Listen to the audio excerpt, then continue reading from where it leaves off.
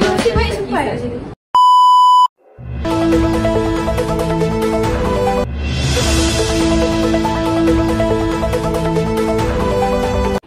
Kertas buku tidak dilupa, ilmu ditimba sepanjang masa.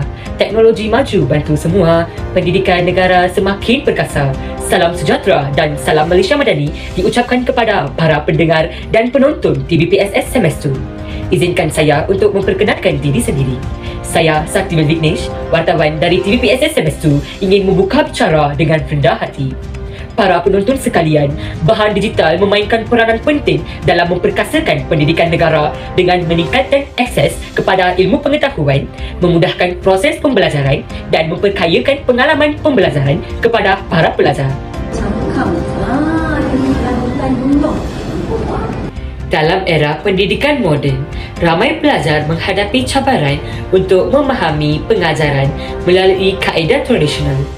Kaedah yang membosankan boleh menyebabkan mereka ketinggalan dalam mata pelajaran, terutamanya mata pelajaran teras seperti sejarah, bahasa Melayu, bahasa Inggeris, sains dan matematik. Ya, bunga terletak di kalau kita jumpa tumbuhan yang kita beri temu.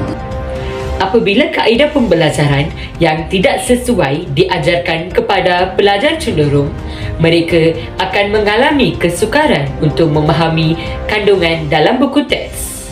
Ini akan menyebabkan mereka untuk hilang tumpuan dan minat dalam pembelajaran.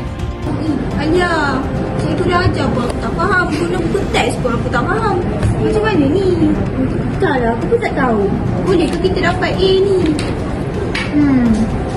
Ketinggalan dalam pelajaran bukan sahaja memberi kesan kepada tahap prestasi akademik murid, tetapi juga terhadap keyakinan diri murid.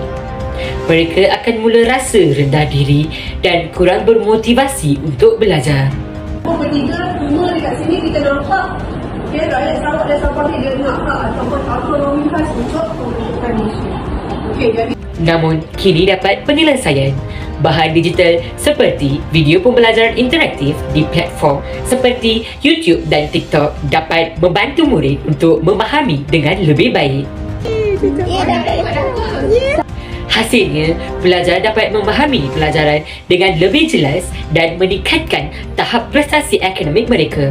Selain cabaran memahami pelajaran, kekangan masa juga menjadi isu yang besar. Banyak guru menghadapi kesukaran untuk menghabiskan silibus sebelum peperiksaan. Ini menyebabkan pelajar rasa tertekan. Oh ni, silibus kita tak habis lagi, tak sempat nak kejar. Apa kata kita suruh cikgu buat kelas online?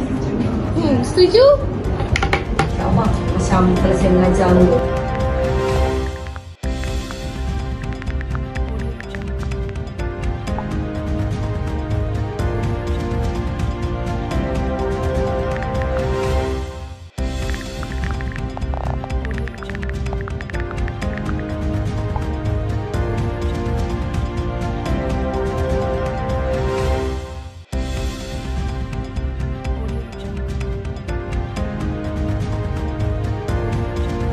Namun, bahan digital memberi penyelesaian yang lebih fleksibel. Dengan menggunakan bahan digital seperti Google Meet, Kahoot dan Quizizz, murid boleh mengakseskan pembelajaran di mana-mana dan pada bila-bila masa sahaja. Para guru juga dapat peluang untuk menghabiskan silibus melalui mengadakan kelas di pautan Google Meet. Lagi tak sia-sia kita belajar guna bahan digital. Untuk kita dapat A+.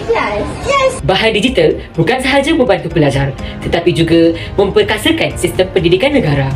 Dengan menggunakan teknologi yang semakin berkembang, kita dapat mempersiapkan generasi masa hadapan yang lebih bijak dan berdaya saing. Bahan digital terus berkembang pesat, memperkuat negara langkah lebih erat. Dengan teknologi, inovasi terbentang, maju bersama bangsa pun gemilang.